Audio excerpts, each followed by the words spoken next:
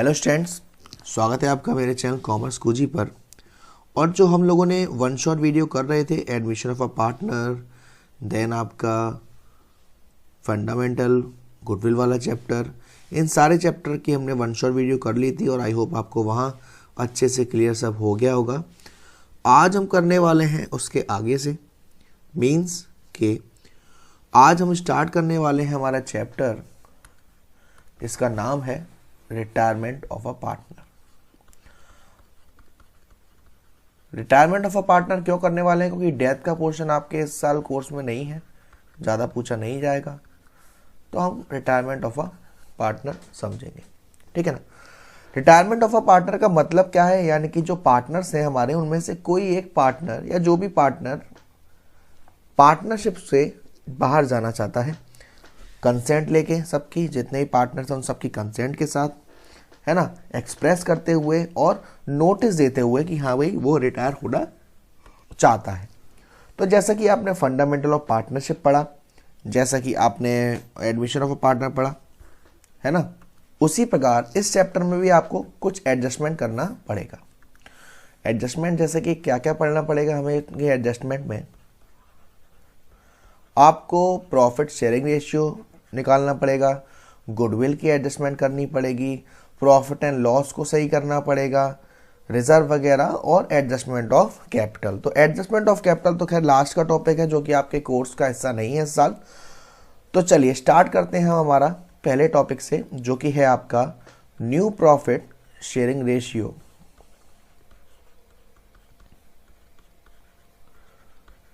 New profit sharing ratio. New profit sharing ratio में क्या होता है कि जब पार्टनर का रिटायरमेंट होता है तो जो रेशियो, जो पार्टनर बचे हैं जिन्हें हम कंटिन्यूइंग पार्टनर कहते हैं, वो डिसाइड करते हैं कि वो फ्यूचर में कैसे कैसे रेशियो को करेंगे, उसी को हम कहते हैं न्यू रेशियो। फॉर एग्जांपल यहाँ एक फॉर्मूला बन जाता है न्यू रेशियो का, new ratio is equal to old share, यानी कि जो पुराना शेयर था प्लस एक्वायर्ड गेनिंग शेयर, यानी कि जो पार्टनर चला गया उसका शेयर उन्होंने कैसे कैसे लिया है ना, या जो भी है वो दिया होगा क्वेश्चन में। ये तो आपका होता है न्यू रेशियो के लिए। और वही बात करी जाए कि इस चैप्टर में आपको एक रेशियो निकालना पड़ता है जिसे कहते हैं गेनिंग रेशियो। गेनिंग रेशियो भाई जो पार्टनर बचे हैं, उसने जो पार्टनर रिटायर हुआ है उसका रेशियो लिया है, तो उनने रेशियो गेन हुआ, वो कुछ ना कुछ रिटायरिंग पार्टनर को देंगे, तो उसके लिए हमें गेनिंग रेशियो निकालना पड़ेगा, जो कि फॉर्मूला रहेगा आपका new ratio minus old ratio. जैसे सेक्रीफाई रेशियो के लिए था ना old ratio minus new ratio, ऐसे ही गेनिंग रेशियो के लिए होता है new ratio minus old ratio, है ना। तो अब हम केसेस बाय केसेस समझेंगे कि कैसे कैसे आपको यहाँ रेशियो में दिक्कत आ सकती है। पहला आपका केस 1 आपके सामने। पहला केस में क्या होगा कि जो वन पार्टनर है वो रिटायर हो रहा है और जो न्यू प्रॉफिट शेयरिंग रेशियो है वो वही है, यानी कि गिवन नहीं है, पुराना ही है। फॉर एग्जांपल आपको क्वेश्चन में कहे कि 3 पार्टनर हैं एक्स, वाई और जेड, रेशियो है 1/2, 3/10 और 1/5। अब यहां पर एक्स रिटायर हो रहा है, एक्स रिटायर हो रहा है और कुछ नहीं दे रखा, आपसे कहे गेनिंग रेशियो निकालो पार्टनर्स का। तो देखो सबसे पहले तो आप इक्वल कर लो, क्योंकि यहाँ 2 है, 10 है, 5 है, एलसीएम लोगे तो 10 आएगा। 2 5 जा 10, 5 1 जा 5, 10 का यहाँ 3 आ जाएगा और ये 2 1 जा 2, यानी कि रेशियो आएगा 5:3:2। और अब मैं यहाँ पर अगर आपसे पूछूं कि इनका जो गेनिंग रेशियो है वो क्या है, वो पुराना ही तो है। जैसे फॉर एग्जाम्पल, जैसे आप अगर बात करें कि जब हम एडमिशन ऑफ अ पार्टनर में सेक्रीफाइसिंग रेशियो निकालते थे, वहां पे पार्टनर्स का पुराना रेशियो दिया होता था और कुछ भी एडजस्टमेंट नहीं दिया होता था, तो हम पुराने रेशियो को ही सेक्रीफाई रेशियो मान लेते थे। ऐसे ही अगर यहाँ पर एक्स चला गया तो यहाँ पर ये बचे, तो गेनिंग रेशियो हमारा क्या हो जाएगा 3:2। आप चाहो तो इसे सॉल्व भी करके एक बार देख सकते हो। और अगर गेन जो है कंटिन्यूइंग पार्टनर ने सेपरेटली गिवन है कि भाई इस पार्टनर ने इतना लिया है, जैसे कि मैं बात करूं केस 2 की, आपको क्वेश्चन में दिया हुआ है कि इस पार्टनर ने इतना लिया, इस पार्टनर ने इतना लिया, उस केस में हम क्या करेंगे? जैसे मैं एक केस लेता हूं आपके साथ कि मान लीजिए 3 पार्टनर हैं के, एल और जेड। रेशियो है 4:3:2। अब क्वेश्चन में कहा जाए कि एल रिटायर हो रहा है और उसने सरेंडर किया है 1/9 ऑफ हिज शेयर के को और रिमेनिंग जेड को। ठीक, अब यहां आपको याद होगा कि जब ऑफ की बात आ जाती है तो मल्टीप्लाई करते हैं। जी सर, कौन रिटायर हो रहा है? एल रिटायर हो रहा है। एल का शेयर था 3/9, जिसमें से 1/9 उसने दे दिया किसको? यानी कि 3/81। 3/81 दिया किसको? ए को, सॉरी के को। तो एल के शेयर में से तो पहले 3/9 माइनस 3/81 करेंगे, या एलसीएम 81 आएगा। तो ये आपका 27 माइनस 3, तो ये 24/81। रिमेनिंग किसको मिल गया? रिमेनिंग मिल गया जेड को। तो ये रेशियो मिल जाएगा जेड को, जो कि उसमें ऐड हो जाएगा, और ये रेशियो के में ऐड हो जाएगा, और उनका गेनिंग रेशियो आ जाएगा।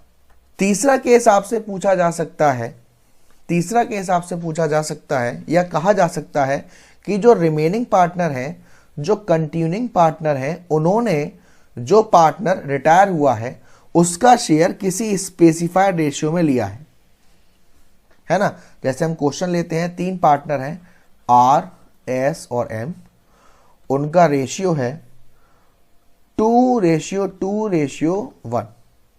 ठीक, और एम हो रहा है रिटायर, और आर और एस ने डिसाइड किया है कि वो इसका जो शेयर है वो 1:2 में लेंगे।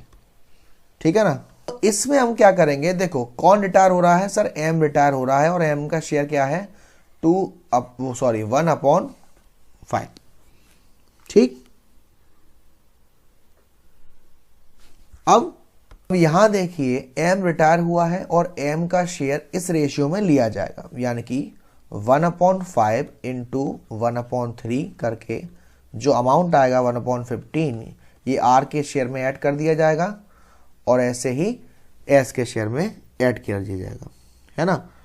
तो ये आपके केसेस हैं। एक केस और कहा जा सकता है आपसे कि भाई गेनिंग रेशियो निकालो जब ओल्ड रेशियो न्यू रेशियो दे रखा है। तो जब आपको ओल्ड रेशियो न्यू रेशियो दे रखा है तो आपको सीधा सीधा फॉर्मूला लगाना है गेनिंग रेशियो का।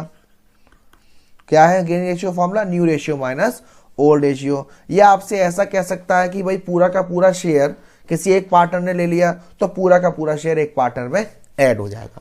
इसके अलावा कोई एक्स्ट्रा केस आपसे अच्छे नहीं पूछे जा सकते। तो ये तो बात थी आपकी रेशियो के पोर्शन की। अब हमारा जो सेकंड टॉपिक आता है इसमें, वो आता है ट्रीटमेंट ऑफ गुडविल।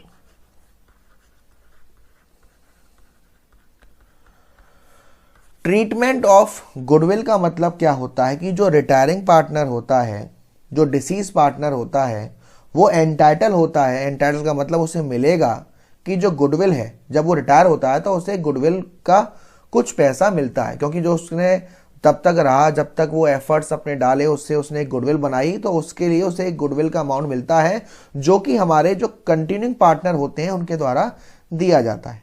ठीक है ना।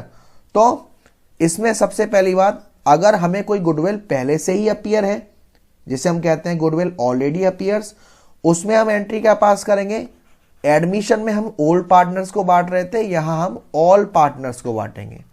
All partners capital account DR to goodwill account, और ये हम ओल्ड रेशियो में बांटते हैं। ठीक है ना। और अगर कोई पार्टनर रिटायर होता है, उस केस में जो कंटिन्यूइंग पार्टनर है यानी कि रिमेनिंग पार्टनर है, वो कुछ कंपनसेशन देते हैं रिटायरिंग पार्टनर को। उसके लिए एंट्री क्या होती है? उसके लिए एंट्री होती है कंटिन्यूइंग पार्टनर, या आप कह सकते हो गेनिंग पार्टनर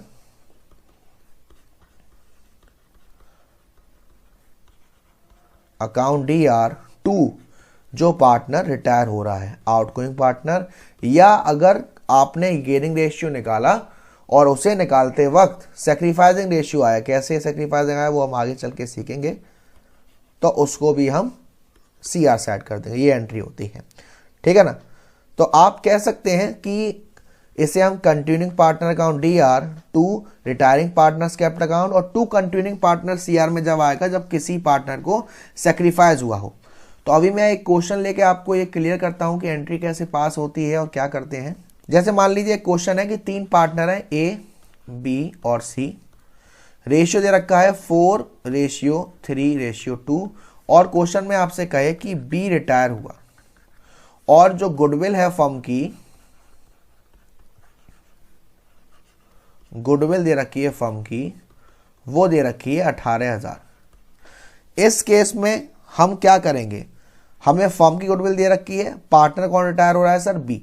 तो पहले 18,000 इंटू बी का शेयर कितना आएगा बेटा, बी का है 3/9, ये सॉल्व करोगे तो आएगा 6,000। अब क्योंकि यहां पर आपको कोई और रेशियो नहीं दे रखा तो ये 4:2 यानी कि 2:1 क्या आ जाएगा, गेनिंग रेशियो। तो हमारे जो रिटायरमेंट है उसमें जो गुडविल होती है वो गेनिंग रेशियो में होती है। तो एंट्री क्या होगी, S capital account DR, C capital account DR to B capital. Amount कैसे आएगा, यहाँ तो 6,000 आएगा और 6,000 का 2:1 करोगे तो 4,000 और 2,000। इस तरीके से किसी किसी क्वेश्चन में आपको फर्म की गुडविल भी दे रखी होगी, goodwill appear in the books, already exist in the book, तो वो सभी पार्टनर्स को डेबिट और क्रेडिट में गुडविल, है ना। तो इसमें आगे बढ़ते हैं बेटा। अब जैसा कि मैंने बताया कि जो एंट्री होती है, अगर किसी पार्टनर का सेक्रीफाइस रेशियो आ गया तो उसे भी CR करते हैं। इसका मतलब क्या है कि अगर आपने गेनिंग रेशियो निकाला और गेनिंग रेशियो यानी कि new ratio minus old ratio करके उसका रेशियो माइनस में आ रहा है, अगर माइनस में आ रहा है तो इट मीन्स वो भी सेक्रीफाइस कर रहा है ना, तो वो हमारे CR साइड में आता है। तो यहां पर आपको क्लियर हो गया, ठीक है, हाँ जी। अब अगर रिटायरमेंट वाले केस में कोई हमें हिडन गुडविल वाला कंसेप्ट दे रखा होता है, उस केस में हम हिडन गुडविल को कैसे निकालते हैं, ध्यान से समझिएगा आप। मैं एक क्वेश्चन लेता हूं आपके साथ करवाने के लिए कि जो रिया, श्रेया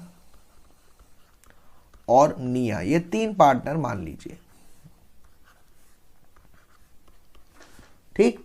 रेशियो है 1:2:3 और निया रिटायर हुई और रिटायर होने के बाद जब वो रिटायर हुई उस समय प्रॉफिट था रिवैल्यूएशन में 4,40,000, ठीक।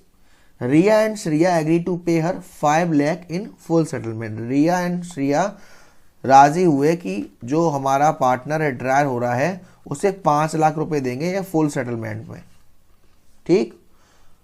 आपको ट्रीटमेंट करना है गुडविल का और जो न्यू रेशियो है वो है 1:3।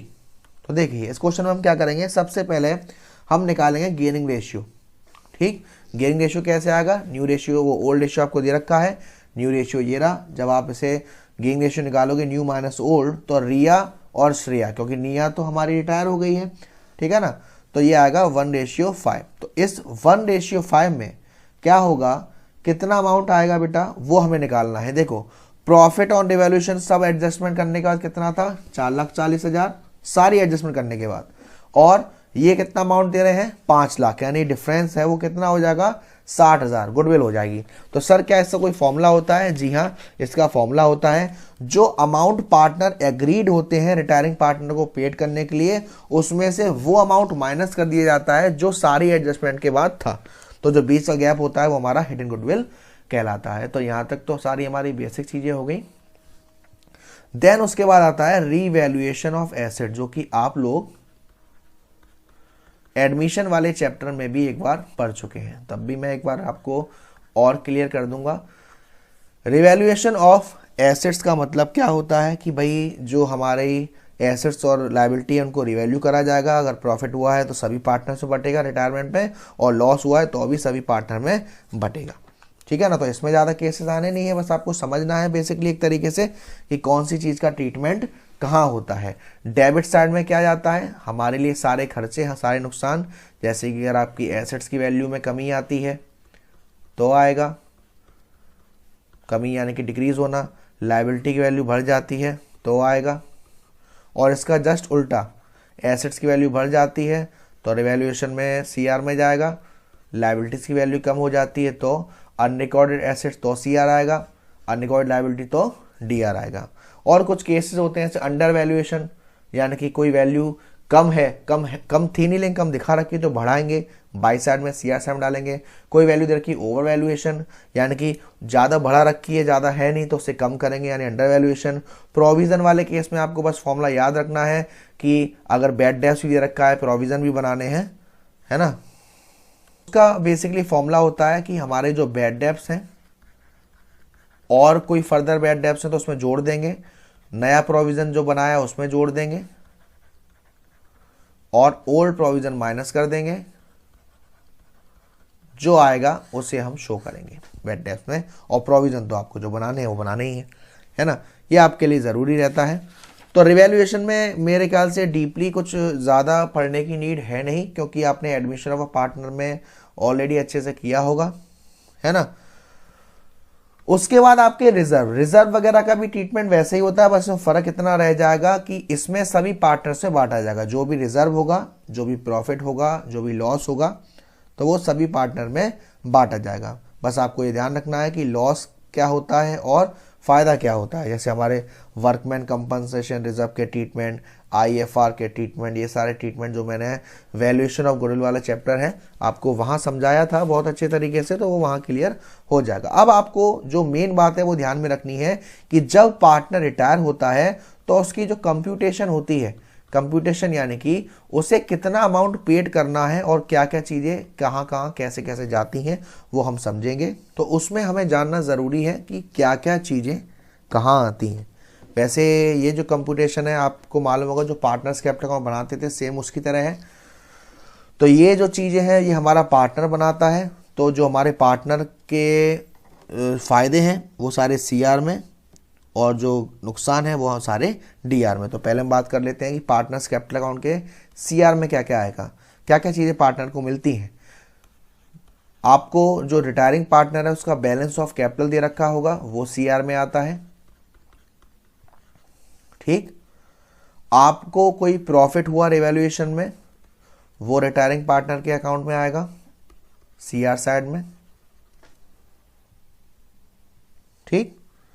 उसके बाद अगर कोई रिजर्व दे रखा है आपको, अगर कोई एक्यूमुलेटेड प्रॉफिट दे रखा है वो आएगा। उसके बाद आपको जो गुडविल होगी फर्म की वो आएगी, है ना। अब गुडविल ऑफ अ फर्म, जो हमारी गुडविल होती है फर्म की वो नहीं मिलती है ना, तो वो आएगा share of goodwill of firm,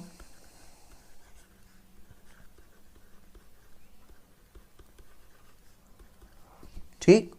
reserve मैंने आपको बता दिया। जो नई चीज आती है वो ये आती है कि अगर आपको कोई प्रॉफिट दे रखा है तो वो प्रॉफिट कैलकुलेट किया जाता है till the date of his retirement. यह भी हम सीखेंगे, यानी कि जब रिटायर हुआ तब तक उसका जो प्रॉफिट था वो कितना बनेगा वो हमें निकालना पड़ता है, ठीक है ना। उसकी सैलरी, उसकी कमीशन जब वो रिटायर हुआ तब तक के लिए, उसका इंटरेस्ट ऑन कैपिटल जब वो रिटायर हुआ तब तक के लिए, सब हमें कैलकुलेट करना पड़ेगा, है ना। सीआर साइड हो गया। डीआर साइड में क्या क्या आता है, डीआर साइड में पार्टनर के लिए हमारे जो भी लॉसेज होंगे, मान लो रिवैल्यूएशन में लॉस हुआ तो पार्टनर्स कैपिटल के डेबिट साइड आएगा, ठीक है। कोई एक्यूमुलेटेड लॉसेज हुआ वो आएगा, कोई ड्राइंग्स करी थी उसने वो आएगी, इंटरेस्ट ऑन ड्राइंग है वो आएगी, कोई गुडविल ऑलरेडी एग्जिस्टिंग थी वो आएगी, ये सारी चीज़ें आएंगी आपने, है ना। तो अब यहाँ पर हमें क्या करना पड़ेगा, तो मैं अभी आपको एक चीज़ बता देता हूँ कि अगर आपको किसी, मान लो आपको क्वेश्चन में प्रॉफिट दे रखा है, तो आपको ये तो मालूम होगा कि अगर डेबिट साइड में होता है ना, अगर डेबिट साइड में आता है मतलब कि आपको दे रखा होगा कि प्रॉफिट एंड लॉस का डेबिट बैलेंस, तो ये लॉस होता है और लॉस पार्टनर्स कैपिटल अकाउंट के कहाँ जाएगा, डेबिट साइड में आएगा। और अगर क्रेडिट बैलेंस दे रखा है प्रॉफिट का तो ये फायदा होता है ना। अब अगर क्वेश्चन में डेट दे रखी है कि जो पार्टनर है वो 30 जून को रिटायर हुआ है, 30 सितंबर को रिटायर हुआ है, उस केस में प्रॉफिट को कैसे कैलकुलेट करते हैं। जो आपको प्रॉफिट दे रखा है मान लो 10,000 और जो पार्टनर रिटायर हुआ है मान लो उसका शेयर है 2.5, तो यहाँ हम काउंट कर लेते हैं कितना महीना जिया वो रिटायर हुआ, सॉरी डेथ का आ गया कंसेप्ट, अप्रैल मई जून, है ना। अप्रैल मई जून 3 महीने 3/12 है ना। ऐसे ही इंटरेस्ट ऑन कैपिटल वाला कंसेप्ट, अगर पार्टनर को इंटरेस्ट ऑन कैपिटल मिल रही है तो हम ये देखते हैं कि वो कब रिटायर हुआ, अगर नहीं दे रखा तो पूरे साल का, है ना। ठीक, तो ये था आपका पूरा कंसेप्ट जो आपका रिटायरिंग पार्टनर, उसका revaluation admission of a partner में अच्छे से हो ही गया होगा, रिजर्व आपको आते ही हैं। तो इसके बाद का जो चैप्टर है हमारा डिसोल्यूशन, काफ़ी अच्छा चैप्टर है, वहाँ आपको सारे केस अच्छे समझने हैं। इस चैप्टर से रिलेटेड और भी अगर कोई डाउट हो तो मुझे बताइएगा, मैं आने वाले वीडियोस में यहाँ क्लियर करूँगा ही करूँगा। वैसे मेरा व्हाट्सअप नंबर है 9690105047। ठीक।